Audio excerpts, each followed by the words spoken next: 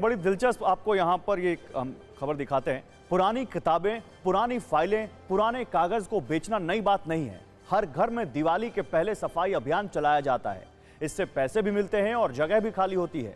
वैसे ये आम बात है, लेकिन जब पैसे करोड़ों में मिले और स्पेस कई लाख वर्ग फीट में खाली हो तो इसकी चर्चा पूरे देश में होने लगती है और हो रही है। जैसे आप अपने घर की सफाई करते हैं, उसी तरह सरकार के एक विशेष सफाई अभियान में पुरानी सरकारी फाइलों का सफाया किया गया और इससे सरकार की जगह भी बची है और करोड़ों रुपए की कमाई सरकार को हुई है। केंद्रीय मंत्री डॉक्टर जितेंद्र सिंह ने भारत के सभी सरकारी कार्यालयों में लागू किए गए स्वच्छता विशेष अभियान 2.0 से जुड़ी कुछ दिलचस्प जानकारियां साझा की हैं। 3 हफ्ते तक चले सफाई अभियान के दौरान अब तक करीब 254 करोड़ 21 लाख रुपए की रकम सरकार को मिल चुकी है। इस सफाई से 37,19,000 वर्ग फीट जमीन भी खाली हुई है, जिस पर कबाड़ रखा हुआ था। अब इस जमीन का इस्तेमाल दूसरे कामों के लिए हो सकेगा। इस अभियान में करीब 40 लाख फाइलों की समीक्षा की गई। इनमें करीब 3,05,000 शिकायतों का निपटारा भी किया गया है। पिछले साल चले ऐसे ही अभियान के तहत सरकार ने कबाड़ और फाइलें बेचकर 62 करोड़ रुपए कमाए थे। आपको बता दें, केंद्र सरकार से जुड़े सभी विभागों में 31 अक्टूबर तक सफाई अभियान चलेगा। इस दौरान जिन चीजों का कोई इस्तेमाल नहीं हो सकता, उन्हें हटा दिया जाएगा। सबसे मजेदार बात यह है कि सरकारी दफ्तरों में जब एक बार फाइल शुरू होती है तो वो फाइल कब खत्म होगी और उसकी मियाद क्या होगी, बाकायदा इसके लिए गाइडलाइन भी बने हुए हैं।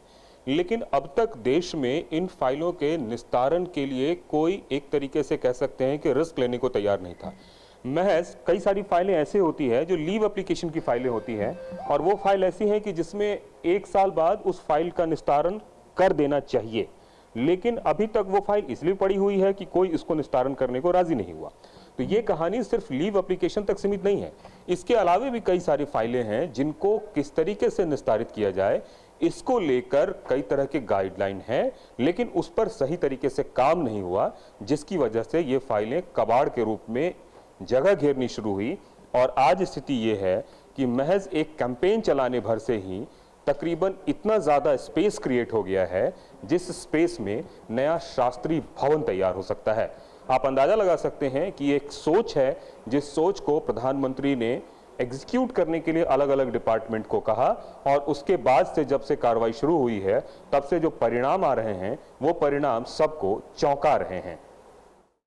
बताइए, सरकारी फाइलों के ढेर लगने की समस्या आज की नहीं है। दशकों से यह समस्या सबका ध्यान खींचती रही है। फिल्मों और टीवी सीरियल्स में सरकारी फाइलों के ढेर पर कटाक्ष भी किए गए हैं। दिवंगत हास्य अभिनेता जसपाल भट्टी की एक कॉमेडी सीरीज फ्लॉप शो में भी सरकारी फाइलों की समस्या दिखाई गई थी। 1989 में यानी 1989 में दूरदर्शन पर प्रसारित हुए फ्लॉप शो का ये कॉमेडी वाला फ्लैशबैक आप भी देखिए और ये सोचिए कि तमाम सरकारी फाइलें किस तरह ठंडे बस्ते में पड़ी रही हैं, धूल खाती रही हैं।